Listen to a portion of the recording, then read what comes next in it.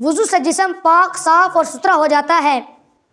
قیامت کے دن وضو کے اعضاء، چہرہ، ہاتھ، پاؤں روشن اور چمک رہے ہوں گے، اور اللہ تبارک و تعالی پاک صاف رہنے والے کو پسند کرتے ہیں۔ ہمیں چاہیے کہ ہم اچھی طرح وضو کریں، وضو میں کوئی چیز خشک نہ رہے، اور خاص طور پر مسواک کرنے کی پکی عادت بنائیں۔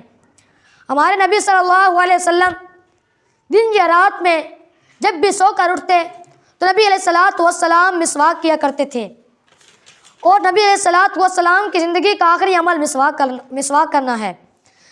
نبی علیہ الصلوۃ والسلام بہت بیمار تھے، اس بیماری میں نبی علیہ الصلوۃ والسلام کا انتقال بھی ہو گیا۔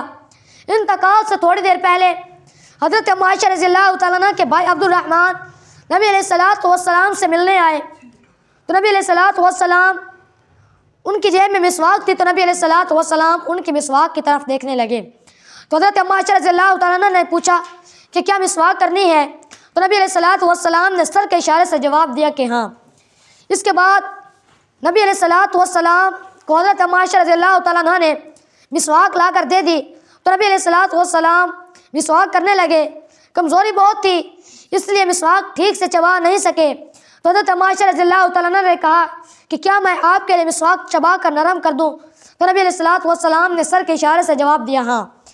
تو حضرت ام عائشہ رضی اللہ تعالیٰ عنہ نے نبی علیہ الصلوۃ والسلام کو مسواک چبا کر نرم کر دی۔ اس کے بعد نبی علیہ الصلوۃ والسلام نے مسواک کی، اور پھر نبی علیہ الصلوۃ والسلام کا انتقال ہو گیا۔ ہم سب پکی نیت کریں کہ ہم ہمیشہ وضو کا اہتمام کریں گے، اور بغیر وضو قرآن کریم، نورانی قاعدہ اور کسی کو ہاتھ نہیں لگائیں گے، اور پوری زندگی مسواک کا اہتمام کریں گے۔ اللہ تبارک و تعالیٰ سے دعا ہے کہ اللہ تبارک و تعالیٰ ہمیں ان باتوں پر عمل کی توفیق عطا فرمائے۔